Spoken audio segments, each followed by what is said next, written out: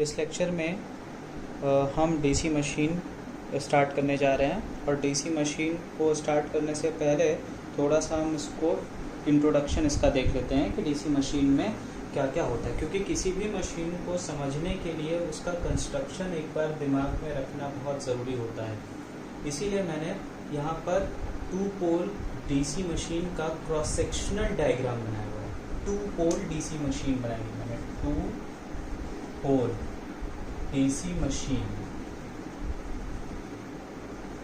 इसका constructional diagram बनाया मैंने। क्रॉस सेक्शनल व्यू बनाया मैंने, मतलब सामने से अगर हम डीसी मशीन को देखें और उसको ब्रेड के जैसे स्लाइसेस काटे जाते हैं वैसे अगर हम एक स्लाइस काटे हैं तो सामने से जो हमको दिखनी चाहिए मशीन वो कुछ इस तरह से दिखेगी। ठीक है, अब इसके जो पार्ट्स हैं उसके बारे में जान लेते हैं, क्या क्या नाम उनके हैं। तो ये जो आप बाहरी पार्ट देख रहे हैं डीसी मशीन का, जो कि अंदर के पार्ट्स को एक्सटर्नल एनवायरनमेंट से, एक्सटर्नल चीज़ों से बचा के रखता है, मतलब अंदर संजो के रखता है। और सही शब्दों में मैं कहूँ तो इसको कहते हैं योक।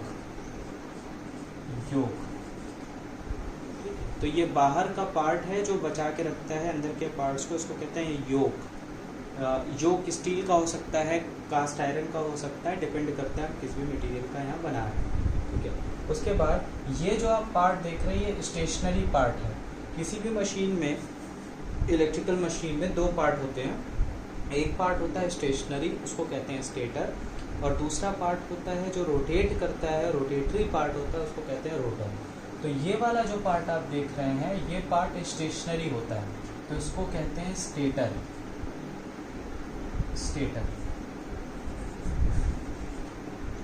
ठीक है, और ये जो आप पार्ट देख रहे हैं बीच में, ये पार्ट रोटेट करता है, घूमता है, तो इस पार्ट को आप कह सकते हैं रोटर। ठीक है, अब ये जो स्टेटर है, स्टेटर यहाँ पर ऐसे मटेरियल का बनाया जाएगा जो कि फ्लक्स को कैरी करेगा। तो ऐसा मटेरियल बनाएंगे, यानी फेरोमैग्नेटिक मटेरियल का बनेगा स्टेटर, जिससे कि ये फ्लक्स को कैरी करे। ठीक है, अब आप यहाँ पर ये जो 2 पार्ट आप देख रहे हैं, ये वाला पार्ट उभरा हुआ, ये वाला पार्ट उभरा हुआ, इसको कहते हैं पोल्स। इसको क्या कहेंगे? पोल्स। ये है आपका पोल, POLE, पोल। इसी तरह से यहाँ पर भी इसको कहते हैं पोल।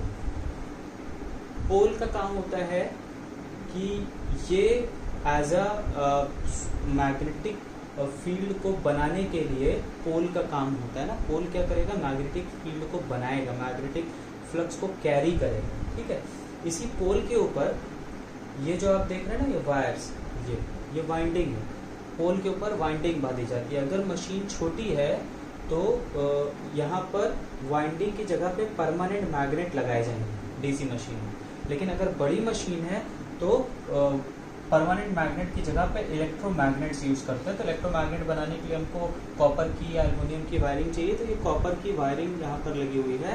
इसको कहते हैं फील्ड वाइंडिंग। जो आप ये वाइंडिंग देख रहे हैं इसको कहते हैं फील्ड वाइंडिंग। इसका एक सिरा ये है, इसको सपोज हमने F नाम दे दिया, लेट से ये पॉजिटिव सिरा है तो ये सिरा FF हो गया, ये नेगेटिव सिरा। मतलब यहाँ पर हम सप्लाई देंगे बैटरी के थ्रू, तो यहाँ पर N पोल मान लीजिए क्रिएट हो गया, तो यहाँ पर S पोल क्रिएट हो जाएगा। तो इस तरह से ये हो गया पोल, और पोल पे जो वाइंडिंग बांधी जाती है उसको फील्ड वाइंडिंग कहते हैं। अब ये पोल किसका पार्ट है? पोल स्टेशनरी पार्ट का एक हिस्सा है। तो इसका मतलब यहाँ पर फील्ड वाइंडिंग कहाँ पे बंधी हुई है? स्टेशनरी पार्ट पे बंधी हुई है। फील्ड वाइंडिंग का काम क्या होगा? फील्ड वाइंडिंग का काम होगा मैग्नेटिक फील्ड को क्रिएट करना मशीन के अंदर।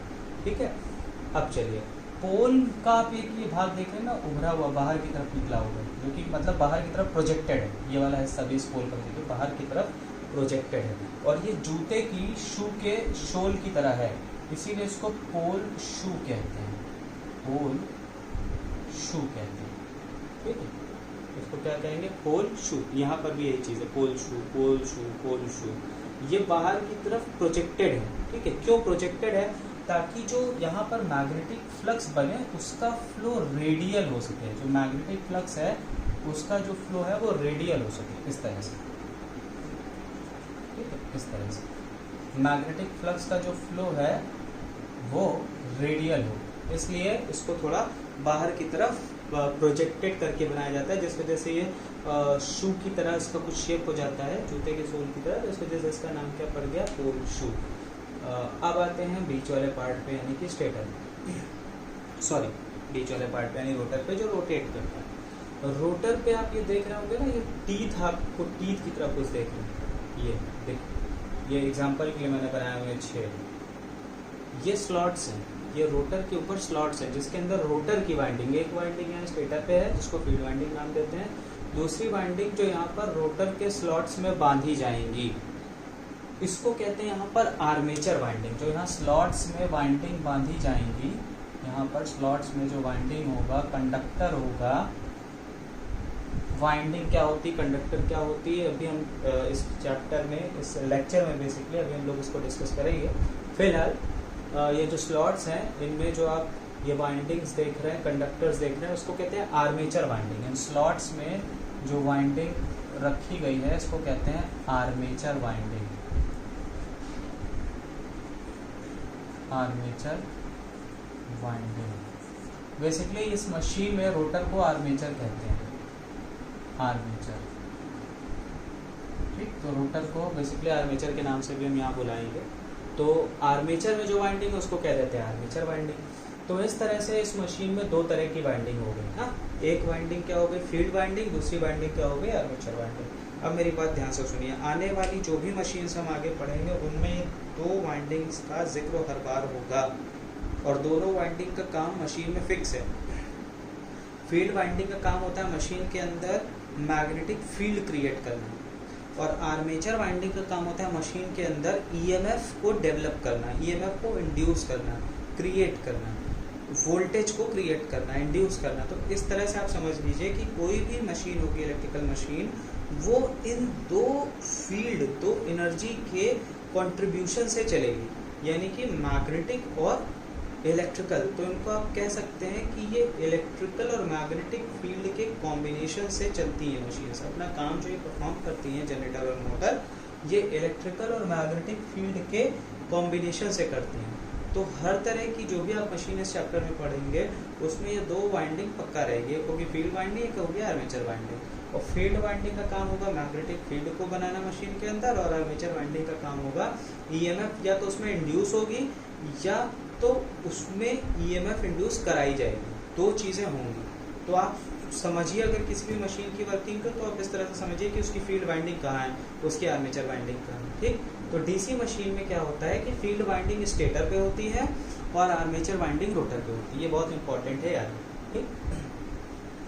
अब इस आर्मेचर के, ये तो बात हो गई स्लॉट की, तो उसको आर्मेचर स्लॉट्स कहते हैं, जिसमें कंडक्टर या वाइंडिंग बांधी जाती है। उसको टीथ भी कहते हैं, क्योंकि सामने से देखने पे इसका शेप हमारे दांतों की तरह लगभग है, तो इसको आर्मेचर टीथ्स या आर्मेचर स्लॉट्स कहलाते हैं, ठीक है। अब इसी आर्मेचर के, आर्मेचर मतलब सिलिंड्रिकल शेप का होता है, कुछ इस तरह से सिलिंड्रिकल शेप का होगा आर्मेचर, इस तरह से सिलिंड्रिकल शेप का आर्मेचर, ठीक है।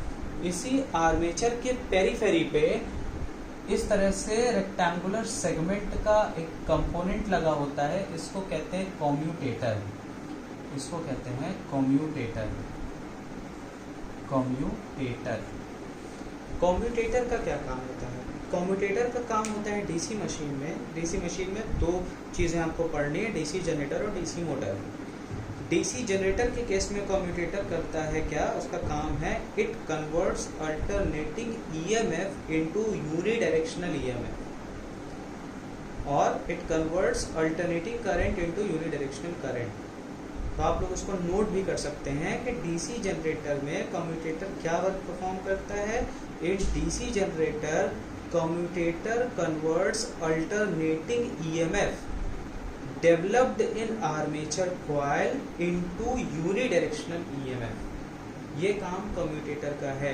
It converts alternating EMF which develops in armature coil, okay, and it converts this alternating EMF into unidirectional EMF.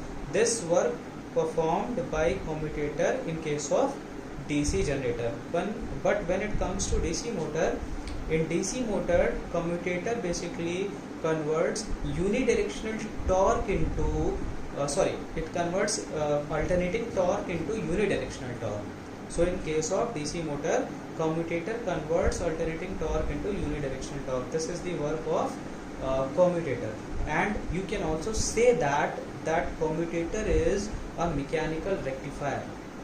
Commutator is a mechanical rectifier because the same work is performed by the electronic rectifier, that is diode. In electronic circuits, it converts alternating current into unidirectional current. I mean, it rectifies it into a direct current. So similar kind of work is performed by commutator in case of DC machine, but it is a mechanical device. That is why I am saying it is a mechanical rectifier.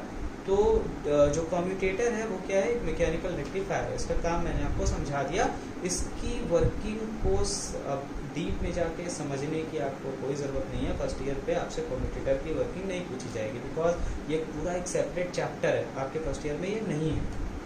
ठीक, तो आप बस इतना जानते रहिए कि commutator DC generator में क्या करेगा, कम्यूटेटर डीसी मोटर में क्या करेगा. ये लगा कहाँ होता है, ये आपके आर्मेचर के पेरिफेरी पे लगा होता है. ये रेक्टेंगुलर सेगमेंट्स होते हैं. ठीक है, जितनी आर्मेचर कॉइल्स होंगी उतनी ही आपके जो रेक्टेंगुलर सेगमेंट है कम्यूटेटर के, उतने ही रेक्टेंगुलर सेगमेंट्स होंगे.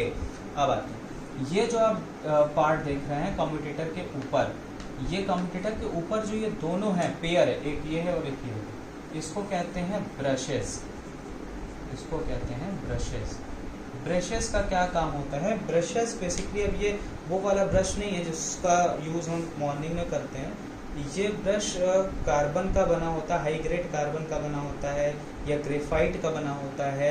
ये स्प्रिंग के सहायता से, स्प्रिंग की हेल्प से कम्यूटेटर की सतह पे, सरफेस पे स्प्रिंग की सहायता से, मैग्नेट की सहायता से चिपकाया जाता है. मतलब उसको छोड़ देते हैं तो ये कम्यूटेटर के सेगमेंट को पकड़ लेता है. तो ये कम्यूटेटर घूमता रहेगा, कम्यूटेटर सेगमेंट, बट ये जो आप ब्रशेस देख रहे हैं ये अपनी जगह पे स्टिल रहेंगे. ठीक है, और इनका ब्रशेस का काम क्या है, ब्रशेस का काम है कि कम्यूटेटर के सेगमेंट पे जो इलेक्ट्रिकल पावर, करंट है, ईएमएफ है, उसको कलेक्ट करके आउटपुट पे देना.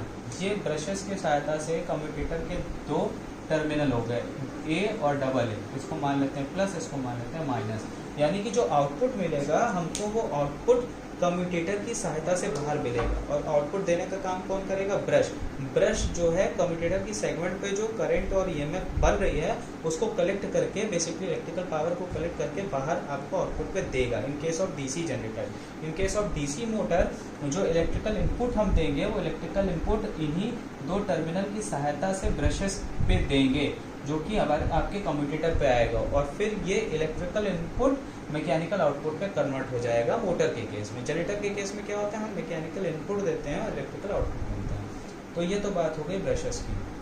ठीक है, तो ये पार्ट्स हैं जो आपको डीसी मशीन के आपको समझने थे. मतलब इनका वर्क क्या है बेसिकली ये आपको जानना है, because without knowing the work आप इनका कंस्ट्रक्शनल फीचर क्या है डीसी मशीन का, बिना आप ये जाने आगे की चीज़ें आप समझ नहीं पाएंगे. इस वजह से थोड़ा सा डिस्कशन हो गया. बहुत ज़्यादा डीप में आपको नहीं जाना है, मैं बार बार यही कह रहा हूँ. जो इसके इम्पॉर्टेंट छोटे छोटे पार्ट्स थे वो मैंने आपके साथ डिस्कस कर दिए. थोड़ा सा मैं अभी आपसे आर्मेचर वाइंडिंग के बारे में भी डिस्कस करूँगा, क्योंकि मेरे मुंह से डिस्कस हुआ ना कंडक्टर, कॉइल, वाइंडिंग, तो इनमें क्या माइन्यूट सा डिफरेंस है उसको हम लोग डिस्कस करेंगे. तो आर्मेचर वाइंडिंग के बारे में जानेंगे कि डीसी मशीन में आर्मेचर वाइंडिंग कितने टाइप की होती हैं, और बहुत ज़्यादा डीप में नहीं जाएंगे. सो आप परेशान मत होइए. और कम्यूटेटर के बारे में मैं आपसे डिस्कस कर ही चुका हूँ. तो ये बात हो गई डीसी मशीन के कंस्ट्रक्शन की. मैंने सिंप्लिसिटी के लिए सिर्फ 2 पोल को ही डिस्कस किया है. मशीन 4 पोल की भी हो सकती है, 6 पोल की भी हो सकती है, 8 पोल की भी हो सकती है. तो ये तो बात हो गई डीसी मशीन के कंस्ट्रक्शन की. अब हम लोग थोड़ा सा देखते हैं आर्मेचर वाइंडिंग क्या होती है. चलिए अब आर्मेचर वाइंडिंग के बारे में थोड़ा सा डिस्कशन करते हैं कि आर्मेचर वाइंडिंग क्या होती है. आर्मेचर वाइंडिंग 2 टाइप की होती है. एक होती है lap winding.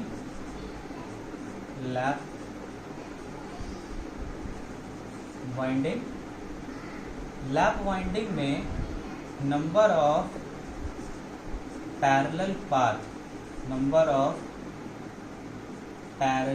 Path capital A से इसको डिनोट करते हैं, is equal to number of poles होता है. Number of poles, number of poles को कैपिटल P से डिनोट करते हैं, ठीक है। और दूसरे टाइप की आर्मेचर वाइंडिंग होती है वेव वाइंडिंग।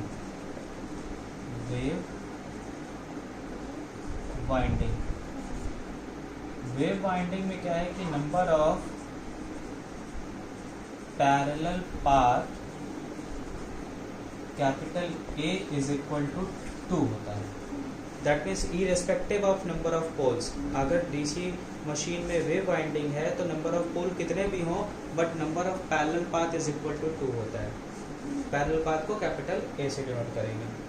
और लैप वाइंडिंग में नंबर ऑफ पैरेलल पाथ बराबर होता है नंबर ऑफ पोल्स। ये नंबर ऑफ पैरेलल पाथ क्या होते हैं ये डिटेल में मैं आपसे डिस्कस नहीं कर सकता हूँ क्योंकि आपके कोर्स में आर्मेचर वाइंडिंग को पढ़ना है नहीं ज़्यादा डिटेल में। But number of parallel path जो है वो आर्मेचर वाइंडिंग में होते हैं। मतलब कि आर्मेचर में वाइंडिंग में जो करंट फ्लो हो रही है उसको दो टर्मिनल्स के बीच में फ्लो होने के लिए कितने नंबर ऑफ पाथ मिल रहे हैं। तो जो लैप वाइंडिंग होती है, इस लैप वाइंडिंग का जो स्वरूप होता है वो कुछ इस तरह का होता है कि जितने नंबर ऑफ पोल होते हैं उतने नंबर ऑफ पैरेलल पाथ बन जाते हैं दो टर्मिनल के बीच में करंट को फ्लो होने के लिए। बट जो वेव वाइंडिंग होती है उसमें कितने भी नंबर ऑफ पोल हों लेकिन जो नंबर ऑफ पाथ मिलते हैं आर्मेचर करंट को फ्लो होने के लिए सिर्फ वो दो ही मिलते हैं। तो जो पैरेलल पाथ है ये बेसिकली आर्मेचर वाइंडिंग्स में होते हैं, आर्मेचर कंडक्टर्स के सेंस में इसका मतलब है। अब देखिए लैप वाइंडिंग का शेप क्या होता है, इस पर थोड़ा सा मैं आपको डायग्राम बना के बताऊंगा, लेकिन ये मैंने क्यों बताया आपको ये जान लीजिए। नंबर ऑफ पैरेलल पाथ बराबर number of pole lap winding के केस में, और वेव वाइंडिंग के केस में नंबर ऑफ पैरेलल पाथ बराबर 2 होता है। ये न्यूमेरिकल के पॉइंट ऑफ व्यू से मैंने आपको बताया है, तो ये न्यूमेरिकल के पॉइंट ऑफ व्यू से बहुत इंपॉर्टेंट है। याद करने का तरीका भी मैं आपको समझा देता हूँ। लैप में AP आ रहा है, AP मतलब A is equal to P, number of parallel path is equal to number of pole, numerical के पॉइंट ऑफ व्यू से याद रखिए। और वेव वाइंडिंग में number of parallel path is equal to 2, याद रखिए, आपको सिर्फ न्यूमेरिकल में काम आएगा। लैप वाइंडिंग का मतलब LAP A is equal to P, याद रखने का तरीका है कि लैप वाइंडिंग में A बराबर P होगा, वेव वाइंडिंग में A बराबर 2 होगा, चाहे जितने भी पोल हो। तो अब लैप वाइंडिंग और वेव वाइंडिंग का शेप क्या होता है मैं ये थोड़ा सा आपसे डिस्कस कर लेता हूँ। देखिए पहले तो आर्मेचर वाइंडिंग में मैं लैप और वेव पे जाने से पहले थोड़ा सा वाइंडिंग कंडक्टर कॉइल क्या होती है उसको समझिए। कंडक्टर मतलब कि वायर, सीधा सीधा समझ लीजिए। मान लीजिए एक ये कंडक्टर है और एक ये कंडक्टर है, दो कंडक्टर हो गए। अब इस कंडक्टर का एक सिरा हमने ये एक्सटेंड कर लिया और मान लीजिए कंडक्टर है A B और ये कंडक्टर है C D। A से हमने C को मिला दिया और D के एक सिरे को यहाँ नीचे कर दिया। तो A B ये एक कंडक्टर हुआ, कंडक्टर 1,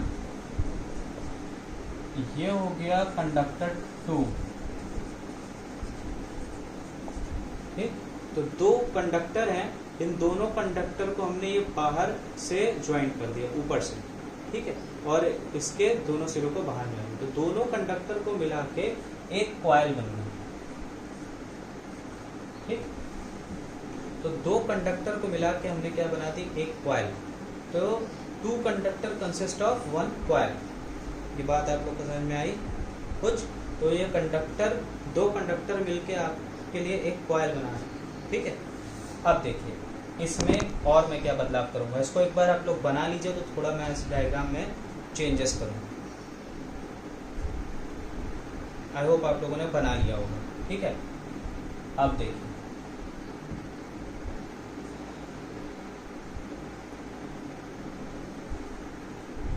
अब मैं क्या कर रहा हूँ उसको ध्यान से समझिए।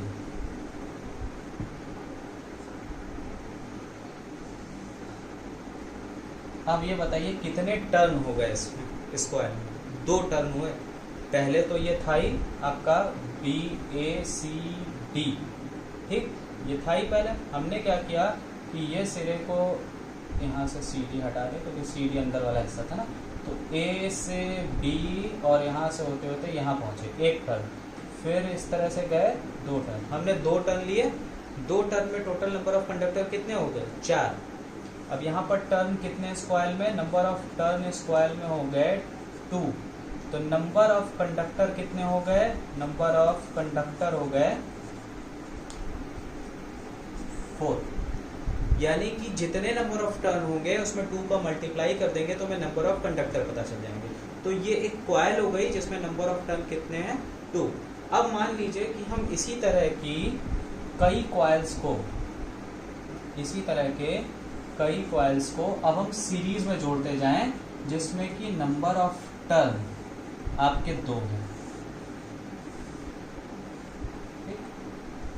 नंबर ऑफ टर्न 2 हैं। इस तरह से हम कॉइल को सीरीज में जोड़ते जाएं।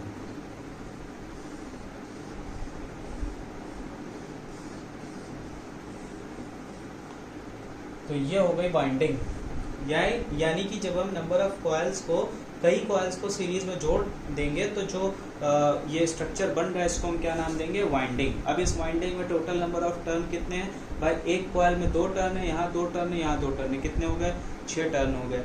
ठीक है, नंबर ऑफ कंडक्टर कितने हो गए, यहाँ 4, यहाँ 4, यहाँ 4, यानी कितने हो गए, 12। ठीक है, तो कॉइल में, कंडक्टर में और वाइंडिंग में ये डिफरेंस है कि 2 कंडक्टर मिलके आपका एक कॉइल बना रहे हैं, और अगर हम टर्न बढ़ाते जाएंगे तो रहेगी तो वो कॉइल है लेकिन नंबर ऑफ कंडक्टर क्या होंगे, बढ़ जाएंगे। और जब हम कॉइल्स को सीरीज में जोड़ देंगे तो ये क्या बन जाएगी, वाइंडिंग बन जाएगी। क्या बन जाएगी, winding.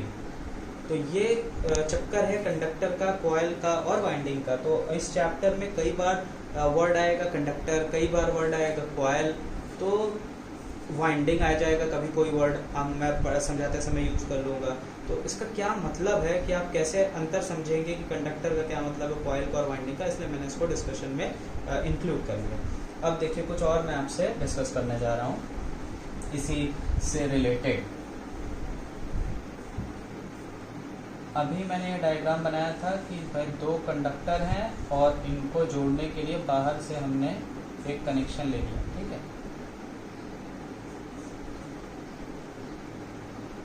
A B C D।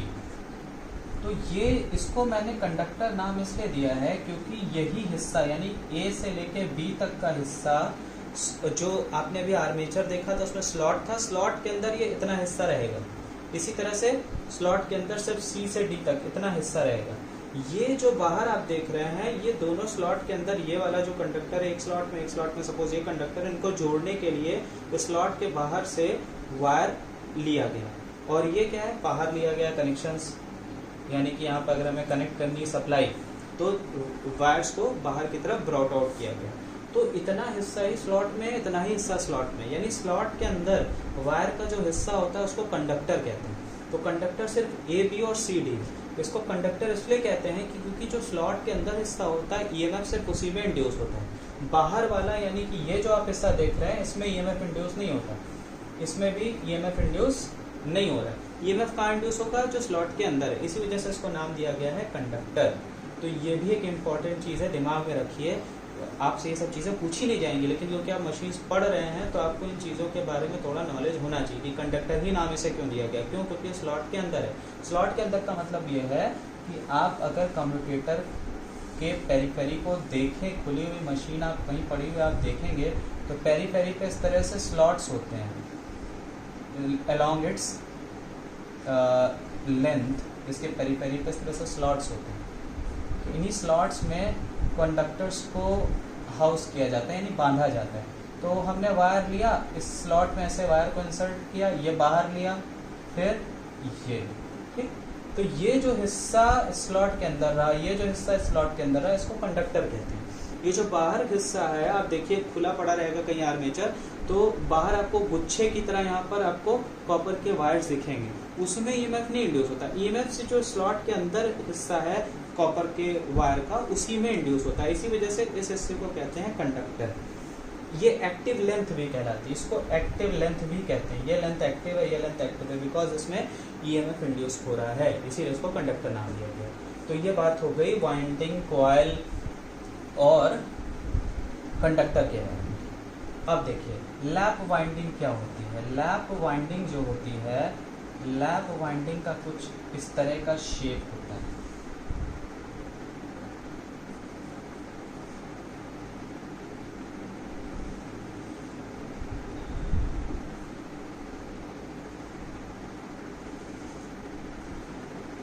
ये जो है आपके लैप वाइंडिंग का शेप है, कुछ इस तरह की लैप वाइंडिंग होती है। ये हो गया आपकी लैप वाइंडिंग।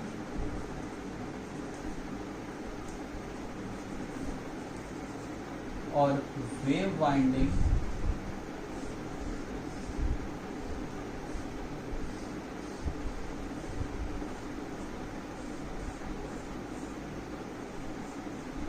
ये हो गई वेव वाइंडिंग। फिर मैं यही कहूँगा कि बहुत ज़्यादा डिटेल में आपको जाने के इसके बारे में ज़रूरत नहीं है, बस मैंने जिक्र इसलिए कर लिया क्योंकि ये बार बार न्यूमेरिकल में यूज़ होगा, बट जो आपको याद रखना है वो मैंने आपको पहले ऑलरेडी बता दिया। तो ये तो बात हो गई आर्मेचर वाइंडिंग की। कम्यूटेटर के बारे में मैं ऑलरेडी डिस्कस कर चुका हूँ। तो अब मैं क्या करूँगा, अब मैं स्टार्ट करूँगा डीसी जनरेटर के बारे में कि डीसी जनरेटर में आपको क्या पढ़ना है। चलिए अब हमें डीसी जनरेटर के बारे में पढ़ना है। सबसे पहले इसका वर्किंग प्रिंसिपल जान लेते हैं कि इसका वर्किंग प्रिंसिपल क्या है। सो इट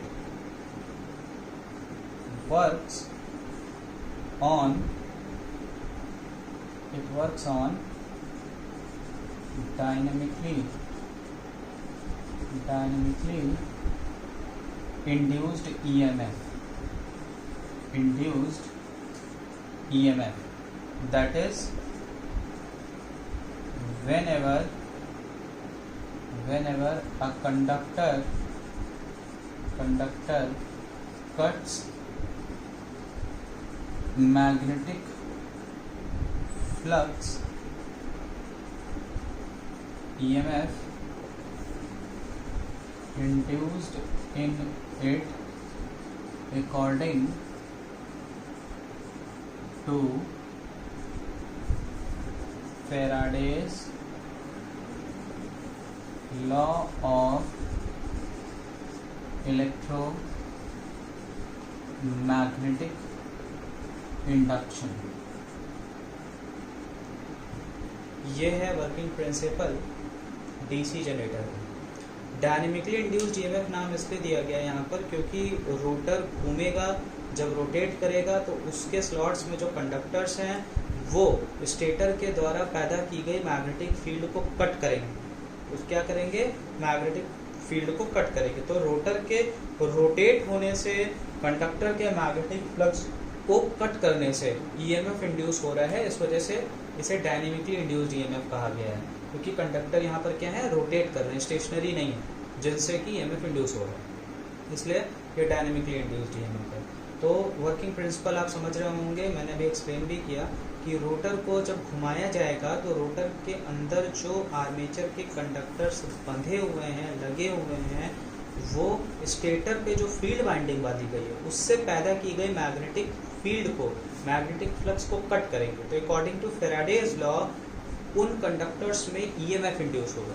अब इन कंडक्टर्स में जो ईएमएफ इंड्यूस होगा वो ईएमएफ होगा अल्टरनेटिंग, और मशीन है डीसी, इसलिए कम्यूटेटर लगाया जाता है आर्मेचर के पेरिफेरी पे, जो कि कन्वर्ट कर देता है आर्मेचर कंडक्टर में इंड्यूस होने वाले ईएमएफ को डायरेक्ट ईएमएफ में। तो इन स्लॉट्स में आर्मेचर कंडक्टर्स लगे हुए हैं, ठीक है, और यहाँ लगा हुआ है कम्यूटेटर, और ये आपका हो गया स्टेटर के पोल्स, ठीक है। यहाँ पर लगी हुई है फील्ड वाइंडिंग,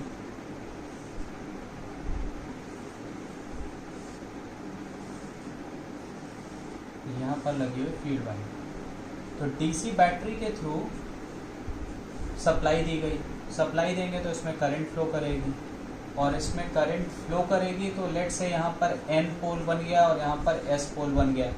तो इस वजह से क्या होगा कि मैग्नेटिक फील्ड एन पोल से एस पोल की तरफ इस तरह से डेवलप हो जाएगी। इस तरह से एन पोल से एस पोल की तरफ मैग्नेटिक फील्ड डेवलप हो जाएगी। अब इस रोटर को ऑक्सिलरी मीन्स से, यानी कि इससे कपल्ड होगी कोई ऐसी डिवाइस जिसको हम प्राइम मूवर नाम दे सकते हैं। क्या दे सकते हैं? Prime mover. ऐसी कोई भी एक्सटर्नल डिवाइस जो इस रोटर को घुमाए। मान लीजिए हमने अपने हाथ से इसको घुमाना शुरू कर दिया तो हमारा हाथ क्या हो जाएगा? Prime mover. ज्यादातर लैबोरेटरीज में आप देखेंगे कि जहां भी डीसी जनरेटर होगा उसके शैफ्ट से, यानी रोटर का जो शैफ्ट है उससे डीसी मोटर कपल होती है। तो प्राइम मूवर लैबोरेटरी में आप अगर देखेंगे तो वहाँ डीसी मोटर लगा होगा। हम मान लेते हैं कि हम किसी भी ऑक्सिलरी मीन से इसको घुमा रहे हैं। मान लीजिए अपने हाथ से इसको पकड़ कर घुमाना शुरू कर दिया, हमारा हाथ हो गया प्राइम मूवर। तो जब हमने इसको घुमाना शुरू करा तो ये जो स्लॉट्स में कंडक्टर हैं, ये कंडक्टर, ये जो मैग्नेटिक फील्ड आप देख रहे हैं जो एन पोल से एस पोल की तरफ बन रही है, इसको ये कंडक्टर कट करेंगे। जब ये कंडक्टर कट करेंगे तो अकॉर्डिंग टू फैराडेज लॉ इन कंडक्टर्स में ईएमएफ इंड्यूस होगा। अब ये जो ईएमएफ इंड्यूस हो रहा है ये ईएमएफ अल्टरनेटिंग है नेचर में। तो ये जो कम्यूटेटर के सेगमेंट्स लगे हुए हैं, कम्यूटेटर क्या करेगा कि इस अल्टरनेटिंग ईएमएफ को डायरेक्ट ईएमएफ में यानी डीसी ईएमएफ में कन्वर्ट कर देगा, और जो कम्यूटेटर के सरफेस पे ये ईएमएफ है इसको हम इस ब्रशेस के सहायता से आउटपुट पे बाहर ले आएंगे। तो इस तरह से कम्यूटेटर पे ब्रशेस की सहायता से हम आउटपुट ले लेते हैं। अब यहाँ पर हम लोड कनेक्ट कर देंगे तो करंट फ्लो होने लगेगी। तो ये वर्किंग हो गई डीसी जनरेटर की। ठीक है, ये आपका स्टेटर का पार्ट है जो मैंने पूरा नहीं बनाया है, स्टेटर का पार्ट है जिसपे ये फील्ड वाइंडिंग लगी हुई है, और स्लॉट्स में क्या है? Armature winding. ये आपका क्या है? आर्मेचर। तो वर्किंग आपको समझ में आ गई होगी कि स्टेटर से मैग्नेटिक फील्ड क्रिएट हुई। ये मैग्नेटिक फील्ड कहाँ पे क्रिएट हुई? स्टेटर और रोटर के बीच में जो गैप आप देख रहे हैं इसको कहते हैं एयर गैप। इसको कहते हैं एयर गैप। तो एयर गैप में मैग्नेटिक फील्ड क्रिएट हुई। हमने ऑक्सिलरी मीन से इस रोटर को घुमाया जिससे कि रोटर के अंदर स्लॉट्स में जो कंडक्टर्स हैं उन्होंने इस मैग्नेटिक फील्ड को कट किया। तो according to Faraday's law conductor में ईएमएफ इंड्यूस हुआ। बाई नेचर ये ईएमएफ अल्टरनेटिंग होता है, इसीलिए कम्यूटेटर लगा हुआ है आर्मेचर पे। ये कम्यूटेटर अल्टरनेटिंग ईएमएफ को डीसी ईएमएफ में कन्वर्ट कर देता है और ब्रशेस की सहायता से हम आर्मेचर पे आउटपुट बाहर ले लेते हैं। तो ये हो गई आपकी वर्किंग डीसी जनरेटर की। आई होप आप लोगों को समझ में आया होगा। अब हम चलते हैं डीसी जनरेटर के ईएमएफ के इक्वेशन को डेराइव करने के लिए। ठीक है,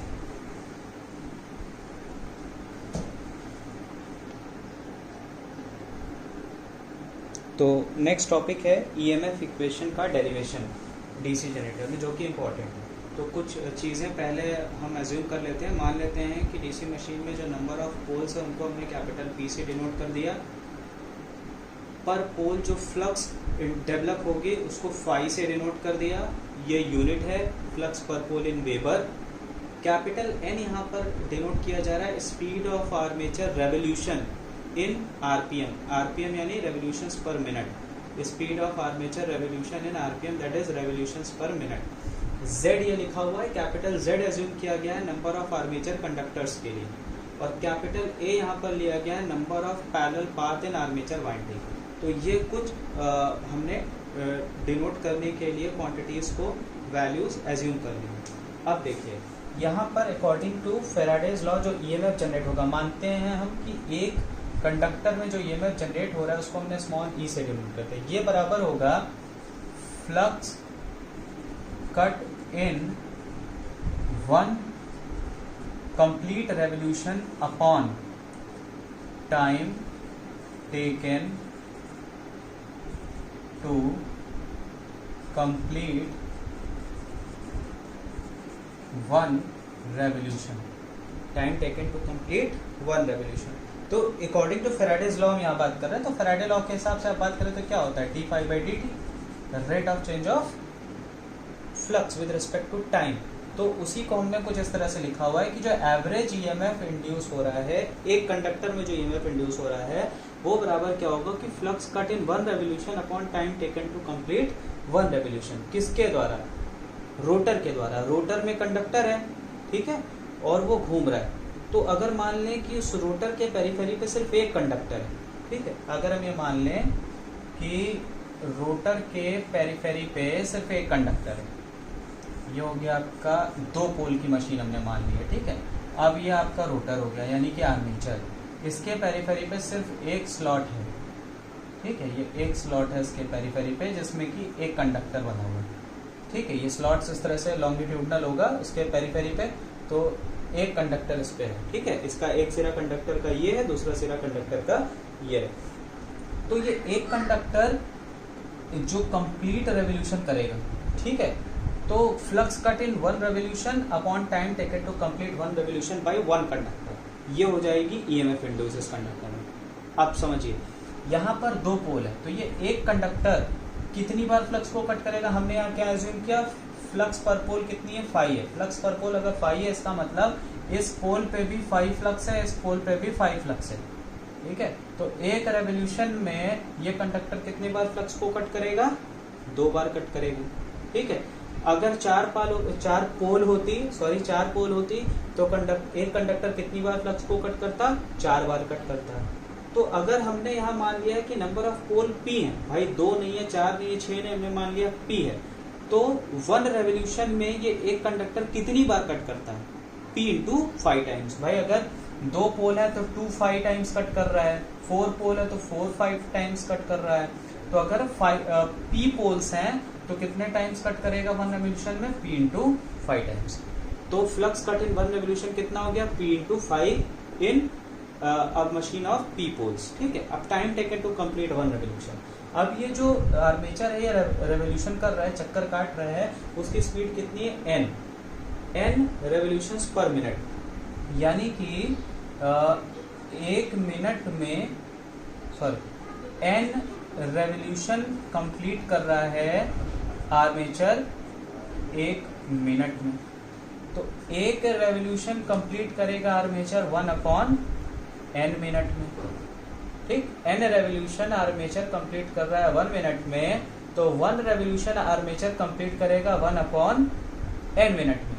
तो अब इसको हम सेकंड में कन्वर्ट करें तो एक मिनट में कितने सेकंड होते हैं, 60, तो 60/n सेकेंड्स। बात समझ में आई? तो एक रेवोल्यूशन कंप्लीट होने में कितना टाइम लगेगा, 60/n सेकेंड, और फ्लक्स कट होगा वन रेवोल्यूशन में कितना, P5।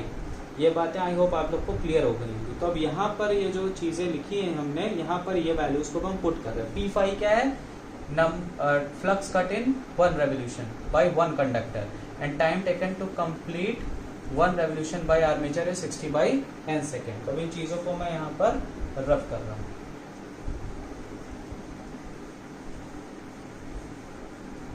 तो इस हिसाब से एक आर्मेचर के कंडक्टर में जो ईएमएफ इंड्यूस हुई वो P5/60/n हुई। P5 flux cut in one revolution by one conductor upon time taken to complete one revolution 60/n। तो ये क्या हो गया, P5n/60 पहली इक्वेशन।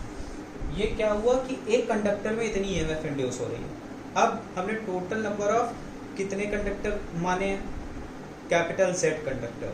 तो आर्मेचर के स्लॉट में टोटल कंडक्टर कितने हैं, Z, और ये कंडक्टर जो है वो नंबर ऑफ पैरेलल पाथ में सीरीज में लगे रहते हैं। ठीक है, जो नंबर ऑफ Z कंडक्टर हैं ये पैरेलल पाथ में सीरीज में लगे होते हैं।